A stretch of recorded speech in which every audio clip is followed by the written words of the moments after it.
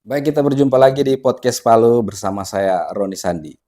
Dan sore hari ini kita akan berbincang terkait dengan pemilu, walaupun proses pemilu pencoblosan sudah selesai dan sekarang masuk penghitungan, tapi ada hal-hal yang menarik ternyata yang uh, menarik untuk kita berbincangkan. Dan saat ini sudah ada di studio narasumber kami Bapak Dr. Sahran Raden SAG SHMH, akademisi pengamat politik dan akademisi di UIN, Datuk Karama Palu, yang juga ketua LPMP.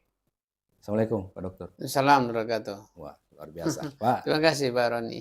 kita berjumpa lagi untuk kesekian kalinya. Ya, Karena ini bahasan soal pemilu sangat menarik dan dinamis, jadi Bapak kami undang kembali. ya. Nah, sekarang pembahasan kita bukan soal proses tahapan yang kemarin, tapi ini ada isu menarik yang saya kira juga masyarakat Paulu sudah dan Sulawesi Tengah sudah mendapat informasi ini, yaitu terkait dengan adanya PSU di Sulawesi Tengah. Nah, tapi sebelum saya ke pokok pembahasan kita, saya ingin perkenalkan dulu ke masyarakat dan sahabat podcast Palu, narasumber kita ini, biar tidak dibilang kami di podcast Palu ini menghadirkan narasumber yang tidak berkompetensi atau tidak kapabel. Saya baca dulu, biar kamu tahu gitu ya kan. Ya, Pak Dr. Sahran Raden ini anggota KPU Sulteng 2 periode.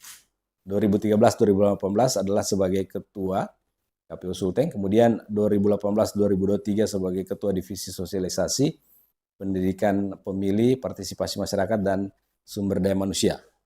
Nah, saya kira apa yang akan kita perbincangkan hari ini, beliau punya pengalaman di 2 periode yang mungkin bisa menjadi informasi berguna juga untuk kita masyarakat, khususnya penonton podcast Palu.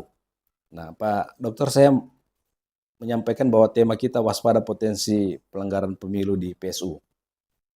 Nah, kami sudah mendata dan mungkin juga masyarakat Sulawesi Tengah sudah mendapatkan pesan berantai bahwa di Sulawesi Tengah itu kita akan melakukan PSU di 27 TPS. Ya. Nah, Kota Palu 9 TPS, Morowali 1 TPS, Banggai 2 TPS, Parimo 3 TPS, Toli-Toli 3 TPS, Touna 1 TPS, Poso 7 TPS, Banggai Kepulauan 1 TPS. Nah, pertanyaan saya Pak Dokter, ini kan Bapak sudah berpengalaman 2 periode. Kira-kira Pak, yang ingin mungkin saya juga mewakili publik, sebagai mantan Ketua KPU Sulawesi Tengah, apa pendapat Bapak dengan adanya PSU sekarang? Apa yang terjadi sebenarnya? Ya, baik. Terima kasih Pak Roni. Jadi, Assalamualaikum warahmatullahi wabarakatuh. Kalau ya sebelumnya kita bersyukur ya, alhamdulillah bahwa pelaksanaan pemungutan suara pada tanggal 14 Februari kemarin berjalan sukses, aman itu ya dalam pelaksanaan tahapan pemungutan dan penghitungan suara. Namun hari ini kita menyaksikan berdasarkan data yang diperoleh ya, baik itu teman-teman media maupun beberapa yang sudah dirilis ya oleh KPU Kabupaten Kota maupun KPU Provinsi di Sulawesi Tengah. Itu menurut data yang saya peroleh ada 29 sebenarnya, 29 TPS yang melakukan PSU. Dua diantaranya itu adalah melaksanakan pemungutan suara susulan dan yang satu TPS juga melaksanakan pemungutan suara lanjutan.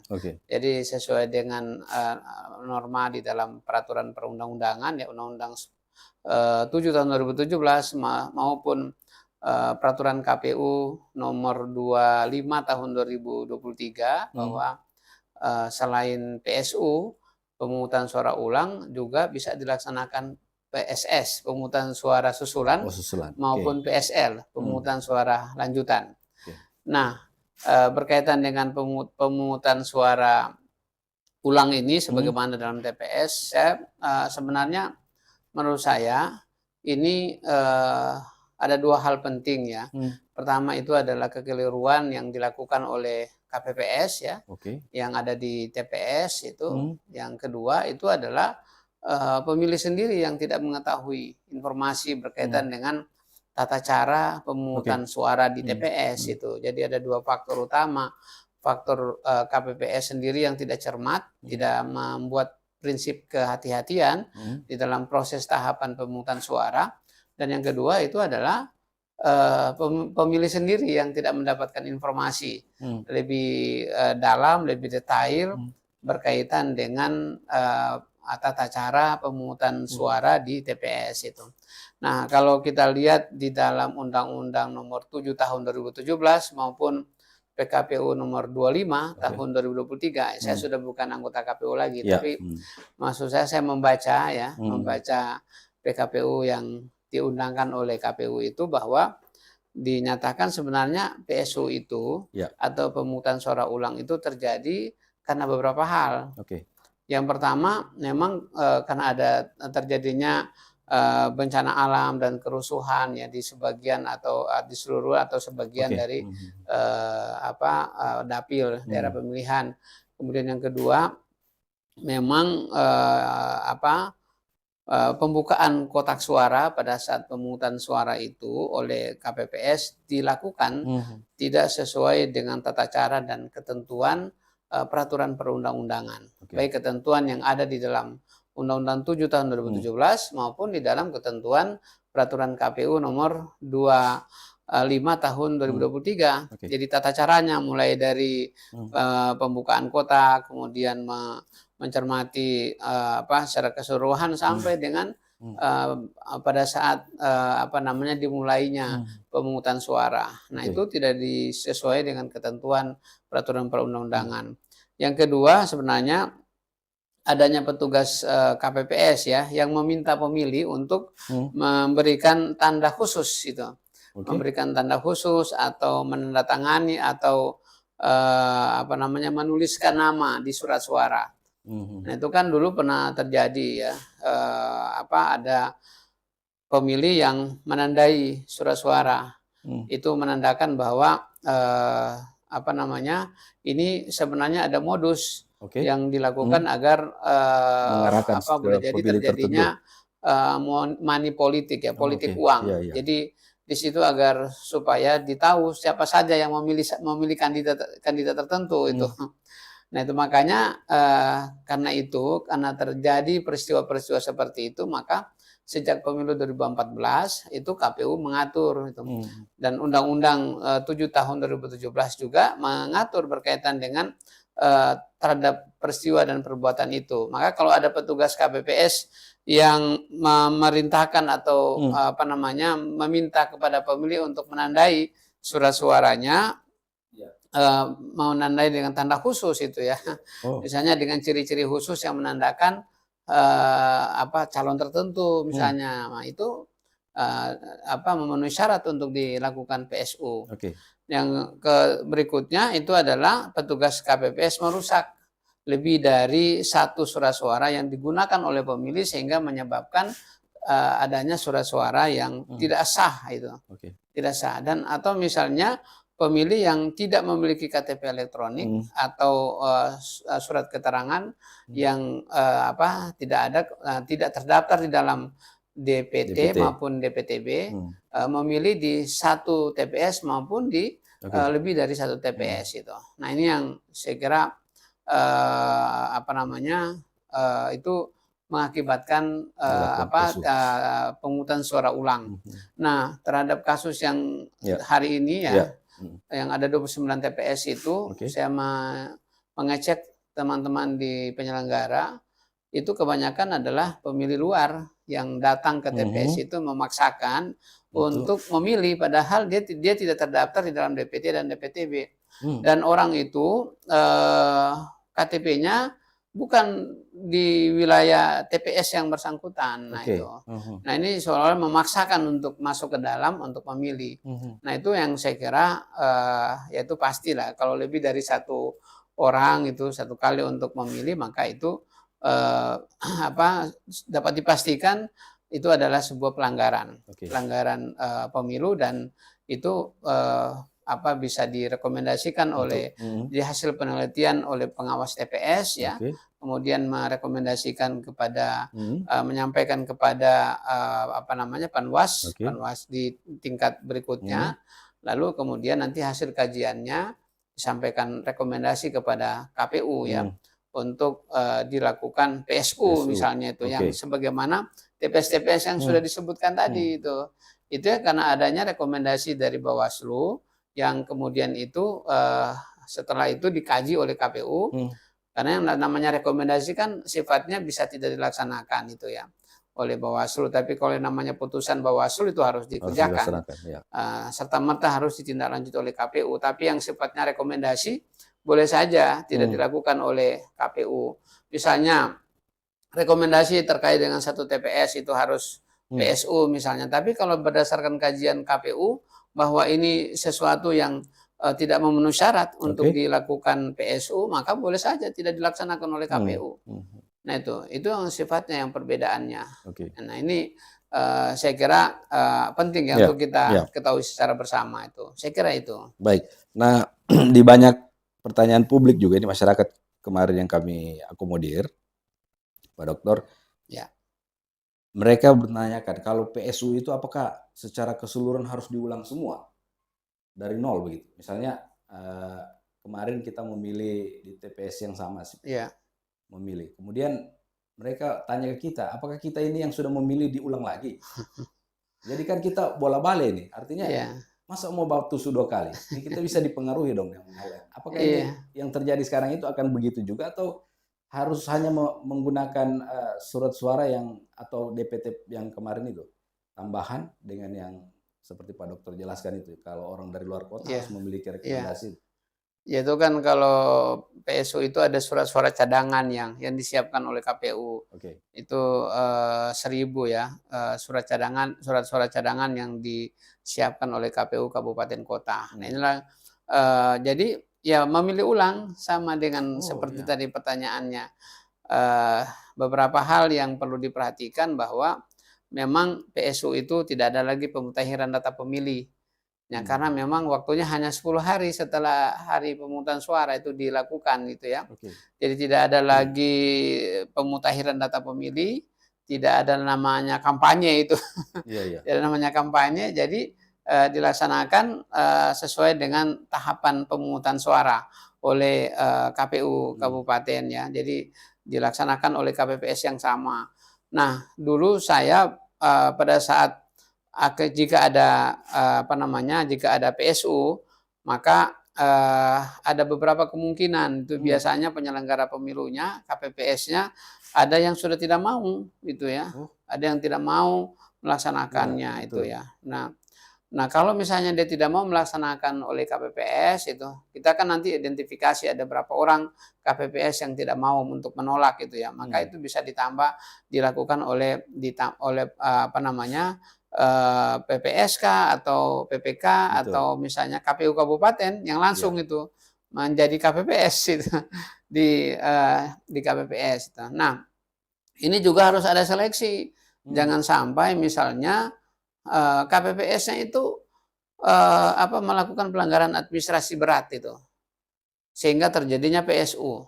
Nah, orang seperti ini harus dilakukan punishment agar supaya jangan lagi dia menjadi penyelenggara di KPPS. Jangan sampai terjadi 2 kali itu. Kalau terjadi 2 kali PSU lagi.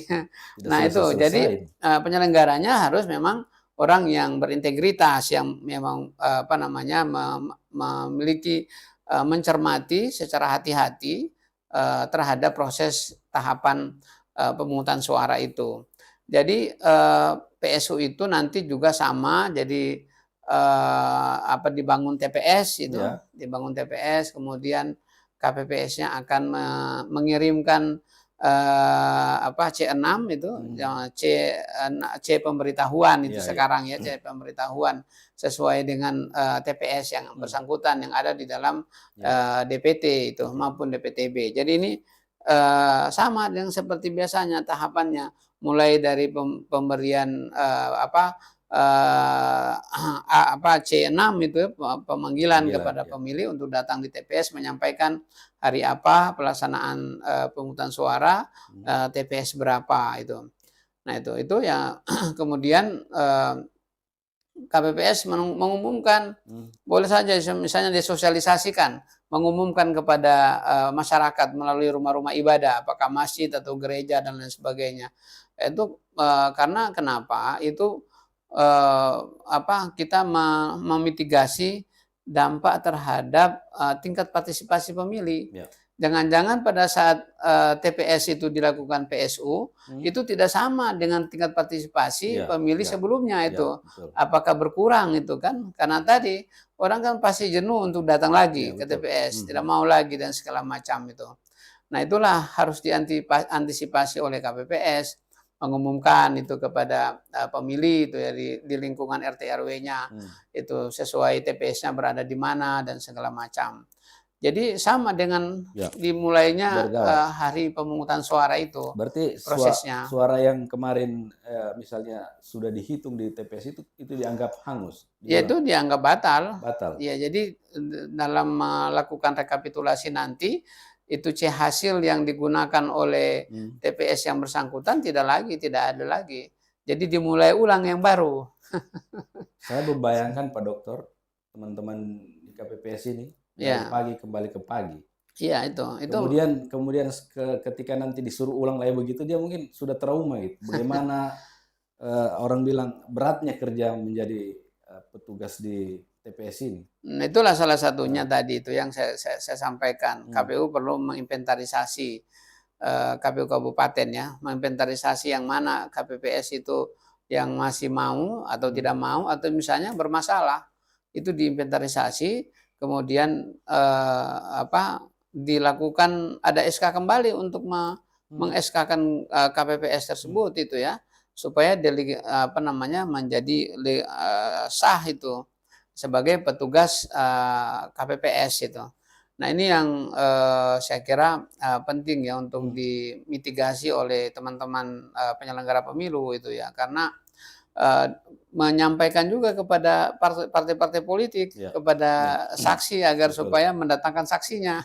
Misalnya kepada partai politik ya tingkat kabupaten kota untuk nanti di TPS mana untuk bisa menjadi saksi di situ.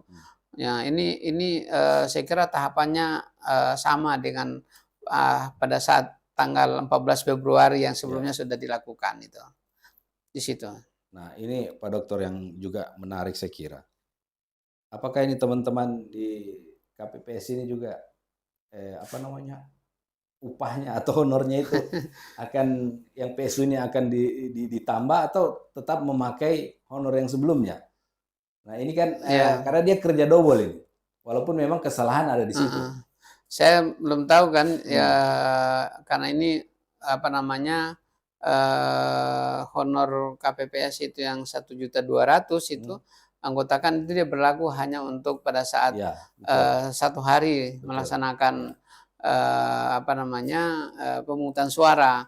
Nah itu saya kira karena ini PSU ya KPU harus siapkan kembali itu, siapkan kembali sebagai upah bagi KPPS untuk menyelenggarakan karena satu hari bisa 2 hari nanti dia melakukan sampai dengan penghitungan itu. Nah tetapi yang kita kan belum tahu ya, misalnya PSU itu apa saja, misalnya apakah PSU itu juga harus 5 surat suara. Nah, 5 surat suara, misalnya ada surat suara presiden, kemudian DPR, DPD, DPD provinsi dan DPD kabupaten kota.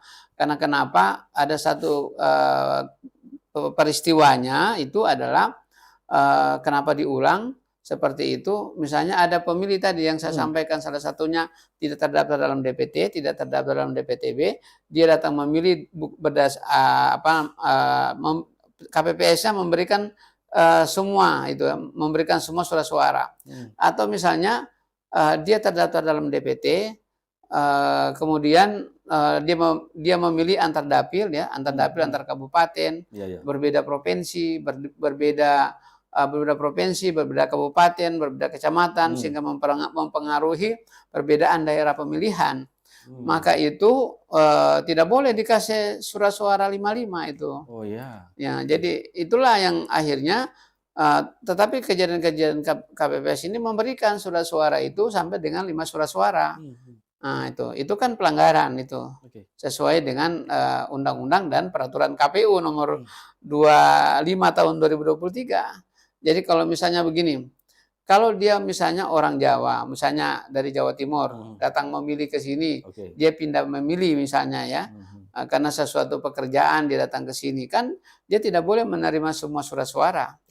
Dia hanya menerima surat suara presiden dan wakil presiden itu. Nah itu, ini kemudian kalau dia misalnya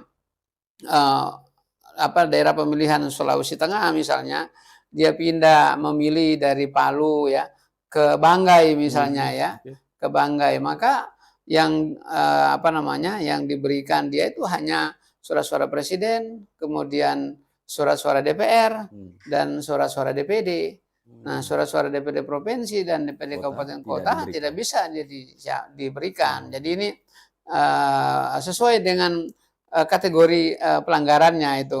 Nah, itu maka saya dengar berdasarkan informasi yang disampaikan oleh teman-teman bahwa di Kota Palu misalnya ada 3 TPS yang tidak mengikutsertakan untuk DPRD provinsi, itu kan. Nah, itu kan berarti memang apakah nanti hanya presiden, kemudian DPRD kabupaten kota atau DPR RI itu. Jadi satu kesalahan tidak semua ditimpahkan untuk melaksanakan pemungutan suara ulang. Hanya jenis yang terjadi pelanggarannya itu. Iya, terjadi pelanggaran.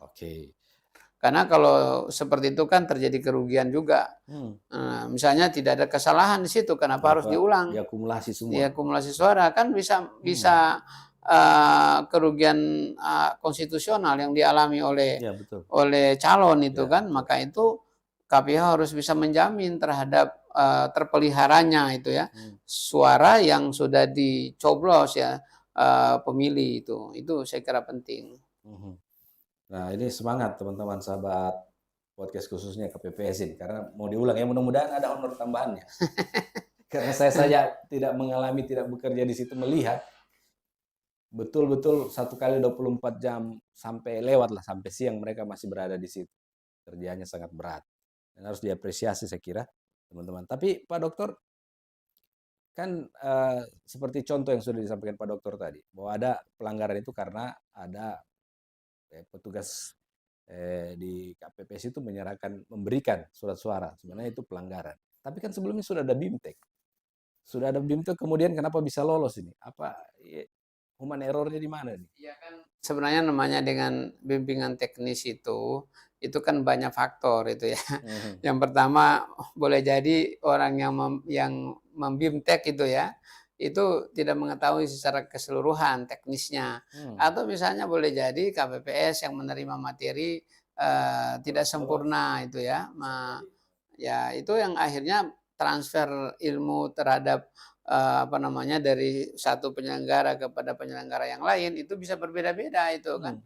Saya dulu juga seperti itu kan. Berbeda-beda, misalnya KPU provinsi memandang satu peristiwa dengan KPU kabupaten, KPU PPK, kemudian KPPS, karena ini BIMTEK-nya secara berjenjang mulai dari KPU RI, KPU RI kepada KPU provinsi ke kabupaten, KPU kabupaten kepada PPK, PPK kepada PPS, PPS akhirnya kepada KPPS itu. Nah, ini kan turunnya berbeda-beda nanti ilmu yang disampaikan itu. Tergantung orang penyelenggaranya apakah dia mampu untuk melaksanakan itu. Kalau di pengalaman Bapak sebelumnya kan juga ada PSU ya? Di pengalaman Bapak. Ada apa? Di pengalaman Bapak pernah ada PSU juga? Ada. Di setiap pemilu itu kan, pemilu 2014, 2019 ada PSU, tapi itu kan tidak banyak gitu tidak ya. Sebanyak ini ya. Sebagian kecil, tidak semua kabupaten kota itu.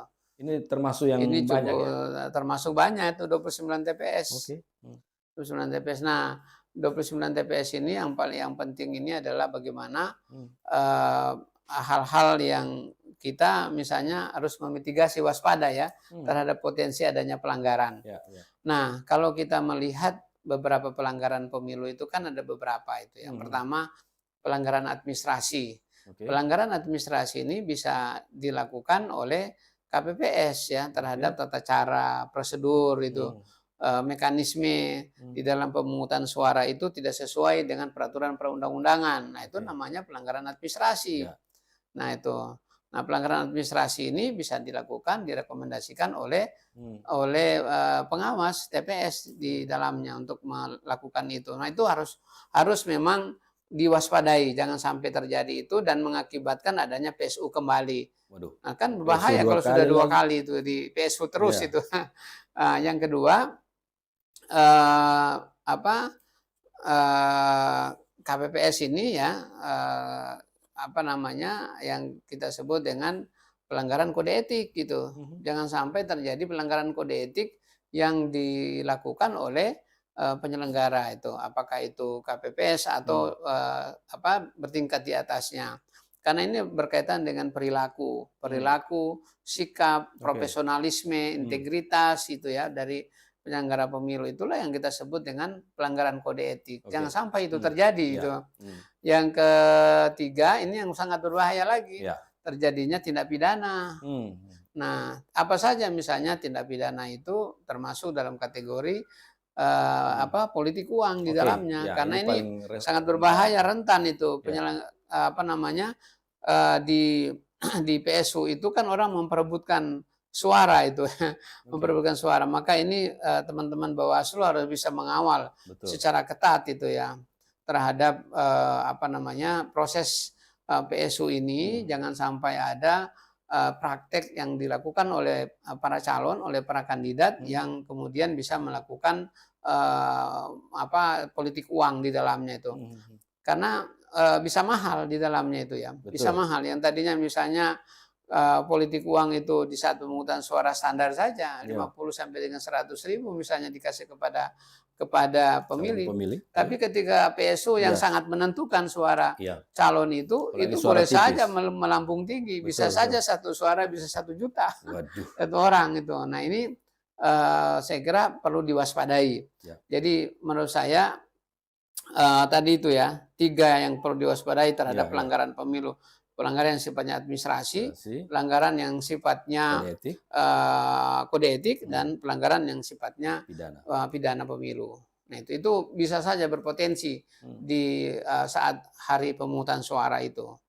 Pemungutan suara ulang itu ya. Bawaslu lebih sigap lagi, lebih ketat lagi. lagi. Jadi ini kan bukan hanya Bawaslu, jadi semua yang ada aktor-aktor yang ada di dalamnya itu ya, sebagai penyelenggara pemilu, masyarakat, pemilih, pemantau itu ya, bisa melakukan pengawasan terhadap masyarakat sendiri, pemilih silakan melakukan pengawasan terhadap PSU itu. Nah, itu tadi ada juga pemilih yang menelpon ke saya, Pak, bagaimana ini soal PSU? Karena sudah ada kandidat ini yang menelpon ke saya. Menelpon itu bagaimana kan? Itu. Karena memang PSU ini sudah tidak ada kampanye kan? Tidak ada kampanye. Jadi perebutan suara begitu sangat rawan itu. Apalagi kalau misalnya di TPS itu selisih suaranya hanya 2 atau 3 antar calon secara internal maupun antar partai politik itu. Jadi ini sama-sama saling merebut itu, karena segala cara bisa dilakukan. Karena untuk perebutan kursi itu, apalagi kalau selisih suaranya hanya 1, 2, dan 3 itu terhadap pemenang kursi baik secara internal partai politik, partai A, partai B, partai C, atau misalnya antar partai politik, partai A dan partai B. Begitu. Itu kompetisinya di situ. Jadi potensi itu sangat besar ada di situ. Sangat besar potensi pelanggarannya. Nah, dari pengalaman Bapak di sebelumnya, PSU ini kan sudah ada Bapak bilang tadi, tapi tidak sebesar ini. Tapi saya kembali lagi Pak Dokter, bagaimana partisipasi masyarakat nanti? Kan ini kan, saya mau diulang, kita ini mau kerja, mau apa segala macam. KPU ini harus bekerja lebih keras lagi supaya mengajak masyarakat untuk bisa memilih. Jangan sampai di sana cuma 2 orang lagi TP. Disitulah tantangannya. Saya pernah itu ketika PSU begitu, saya itu merasa ada kekhawatiran. Jangan sampai besok itu tidak ada orang datang. Nah, itu dia. Nah, kan banyak misalnya, karena di hari PSU itu tidak ada liburan. Betul. Misalnya kan tidak ada liburan. Nah, kalau tanggal 24 hari apa itu? Sabtu. Hari Sabtu ya, hari Sabtu berarti kan kantor tidak tidak dibuka kan, boleh. Tapi yang tantangannya itu adalah orang-orang di TPS itu kan sudah pergi bekerja. Betul. Pergi bekerja, pergi aktivitas-aktivitas yang lain, atau misalnya mereka tidak tahu kalau di situ ada PSU itu. Nah, ini tantangan penting bagi penyelenggara pemilu, bagaimana meningkatkan tingkat partisipasi. Jangan sampai misalnya di TPS itu tingkat partisipasi pada hari Rabu 14 Februari itu dia mencapai 80% misalnya. Tapi ketika PSU dia hanya mencapai 50% dan itu kejadiannya selalu ada. Seperti itu. Jadi tingkat partisipasi masyarakat itu selalu menurun di saat PSU. Nah, itu bisa kekurangan suara orang. Betul, itu harus perlu diwaspadai. Iya. Karena kerugian karena sudah tidak dianggap kan yang awal itu. Jadi kalau diulang kemudian dia berkurang, rugi lah. Iya, pasti. Bagi yang awalnya suaranya sudah sangat signifikan. Nah, saya tertarik dengan ini Pak Dokter, potensi pelanggaran pidananya sebenarnya. Nah, kalau di tahap-tahapan sebelumnya waktu PSU itu, adakah pelanggaran pidana khususnya money politik di ujung-ujung, misalnya yang lagi hits di kita ini, di masyarakat kita adalah serangan fajar itu istilahnya. Di waktu itu adakah juga potensi itu kemudian yang sempat misalnya ketangkap sama penyelenggara khususnya Bawaslu dan pihak-pihak yang melakukan pemantauan itu, supaya jadi pembelajaran juga untuk masyarakat. Jangan melakukan itu bahwa ternyata undang-undang ini bukan gertak sambal gitu. Iya. Ya, sepanjang yang saya tahu, yang saya lihat itu tidak pernah ada peristiwa pidana itu ya. Jadi mungkin Bawaslu tidak menemukan itu atau masyarakat tidak ada laporan itu ya. Betul. Nah, itulah. Jadi saya kira ya sama dengan di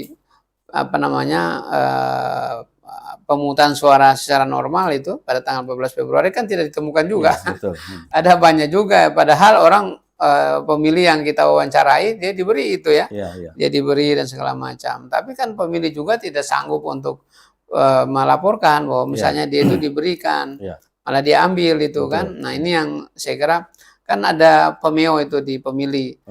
Ambil uangnya, jangan pilih orangnya. Nah, itu kan satu kerusakan demokrasi kita ya. Jadi budaya masyarakat yang belum sadar itu terhadap pentingnya suaranya itu, sehingga harus dibeli 50.000, 100.000 itu ya.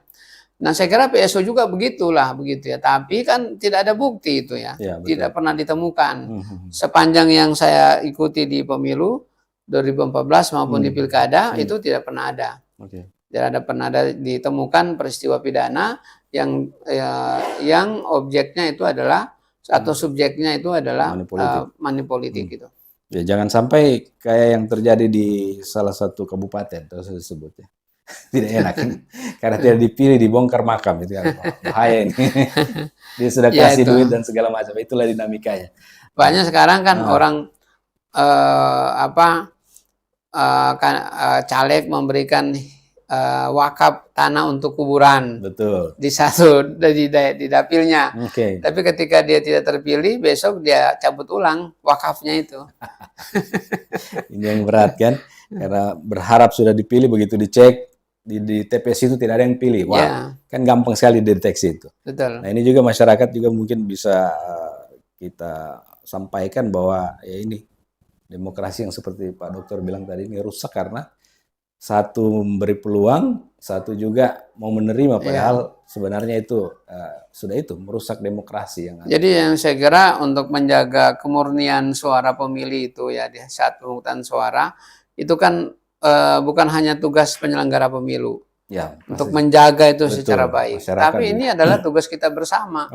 Tugas dari partai politik, dari para kandidat, dari masyarakat, dari pemilih sendiri itu. Nah, namun sekarang kan terjadi disparitas itu. Di satu sisi penyelenggara pemilu betul-betul menjaga kemurnian suara pemilih itu ya. Tetapi di sisi yang lain misalnya para kandidat dan partai politik melakukan penyerangan terhadap pemilih melalui sejumlah bansos itu, bantuan sosial, kemudian berupa bingkisan ya, atau berupa uang materi itu untuk menjanjikan sesuatu kepada pemilih dan lain sebagainya. Itu yang saya kira satu aspek yang menurut saya disparitas itu di satu sisi itu. Oke. Menarik sekali ini sahabat podcast. Nah, saya kira apa yang disampaikan Pak Dokter ini adalah sesuatu yang harus kita cermati, lebih cerdas sebagai, ya kita bisa menyebutnya masyarakat yang cerdas dalam berdemokrasi. Ya. Jangan orang bilang kita juga memberi peluang calegnya atau partai politiknya, dan kita menjanjikan akan memilih, tapi tidak juga memilih. Begitu dikasih, ada istilah yang tren itu di masyarakat. Ada uang, ada suara. Nah, itu yang berbahaya. Ya. Jadi orang juga ya sudah kalau begitu kasih, tapi begitu dipilih tetap pilih, ditarik semua. Karpet di masjid dicari, diambil ulang. Banyak pengalaman di beberapa daerah di Indonesia. Yang menarik ini kan ada sebagai bentuk perlawanan itu ya. Satu sisi boleh jadi bahwa mereka ini benci terhadap calon yang melakukan politik uang. Maka itu salah satu sanksi yang diberikan kepada mereka itu tidak memilih, mengambil uangnya tapi tidak memilih. Itu kan sebenarnya ini kan sebagai satu perlawanan begitu ya, mereka yang sadar. Tapi di satu sisi ini sebagai satu sikap yang kurang baik gitu ya, di dalam menjadi pemilih yang cerdas, pemilih yang rasional begitu. Itu yang saya kira dua sisi terjadi anomali itu. Tapi masih ada masyarakat kita yang orang masih mau menolak politik uang itu, kira-kira Pak Dokter? Ada sih, kalau ada tetapi sangat sedikit orang yang menolak gitu ya. Kebanyakan orang mau menerima. Tapi belum tentu memilih. Nah, hati-hati. Maka itu sebenarnya politik uang itu tidak mempengaruhi terhadap pilihan orang. Dalam satu riset uang dan kekuasaan, itu bukunya Burhanuddin Muhtadi, itu dia menyatakan bahwa itu hanya 10 sampai dengan 15% bisa mempengaruhi uang ya, politik uang bisa mempengaruhi seseorang itu untuk bisa memilih yang bersangkutan. Tetapi 80% tidak punya pengaruh apa-apa terhadap pemilih. Karena tadi itu sebagai bentuk perlawanan, pertama kepada kandidat dan partai politik, dan yang kedua ini menjadi kebiasaan. Menjadi kebiasaan bagi pemilih kita itu itu. Karena dia bilang kapan lagi kan, ini hanya 5 tahun sekali kita bisa menerima uang dari mereka itu. Saya kira itu. Akhirnya yang jadi korban caleg banyak yang pengalaman 5 tahun lalu, ada yang tendang kaleng dan segala macam. Iya, tapi kan yang masalahnya sudah berulang-ulang. Ya, betul. Dari setiap pemilu-pemilu, calon itu juga melakukan hal yang sama. Tidak juga terpilih. Tapi kenapa melakukan itu lagi kan? Itu intinya. Harusnya kan yang pemilu 2019 sudah tidak terpilih, dia memberikan uang, itu menjadi pelajaran. Baik, luar biasa ini. Kita dapat ilmu lagi nih dari Pak Dokter, karena beberapa hari ini sebelum saya mengundang Pak Dokter, begitu banyak pertanyaan teman-teman, masyarakat, karena masih banyak yang bingung. Ternyata setelah mendengar penjelasan Pak Dokter, kita sudah mulai mendapat gambaran, mendapat informasi yang bisa kita pertanggungjawabkan, sehingga masyarakat juga paham bahwa ternyata PSU itu terjadi karena ini, seperti sudah Pak Dokter tadi, bahwa ada potensi-potensi juga pelanggaran di situ. Nah, Pak Dokter, mungkin kita sudah di penghujung ini.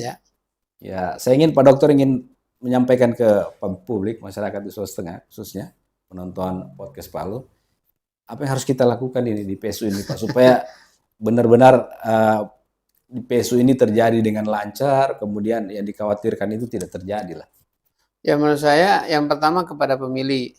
Kepada pemilih pastikan bahwa di PSU itu bisa hadir dan datang untuk melakukan pencoblosan ya di hari PSU itu, karena itu merupakan hak konstitusional yang bagi setiap orang itu untuk datang. Kemudian yang pastikan bahwa sesuai dengan nurani kita untuk memilih. Dan yang kedua itu kepada partai politik. Pada partai politik pastikan bahwa parpol dan kandidat itu memiliki saksi di sana, memiliki saksi di PSU itu ya, supaya dapat memastikan bahwa proses itu berjalan dengan baik itu, dari proses tahapan pemungutan suara sampai dengan penghitungan suara. Dan kemudian kepada parpol dan kandidat ya kita berharap bahwa budaya politik uang misalnya ya itu dihindari di dalam proses pelaksanaan PSU. Biarkan warga itu bebas untuk memilih siapa saja. Kemudian kepada KPPS dan kepada penyelenggara pemilu itu bisa memastikan bahwa penyelenggaraan PSU itu secara profesional dilakukan sehingga tidak mengulangi kesalahan-kesalahan sehingga mengakibatkan PSU lagi dua kali. Nah itu saya kira profesionalisme, integritas itu harus dijaga agar supaya proses penyelenggaraan secara administrasi dan etika penyelenggara pemilu itu dijaga dengan baik gitu. Dan kepada Bawaslu ya itu silakan melakukan pengawasan yang lebih ketat lagi terhadap penyelenggaraan proses tahapan pemungutan suara sampai dengan penghitungan suara kembali itu. Saya kira itu. Terima kasih sekali Pak Dokter sudah merespon undangan kami untuk kesekian kalinya. Mudah-mudahan nanti kita mendapatkan bahasan lain yang lebih menarik, kita undang lagi Pak. Terima kasih sahabat podcast atas kebersamaan Anda. Mewakili kru yang bertugas, saya pamit undur diri. Kita akan berjumpa lagi di podcast berikutnya, tetap di Podcast Palu bersama saya Roni Sandi. Assalamualaikum, sampai baku dapat.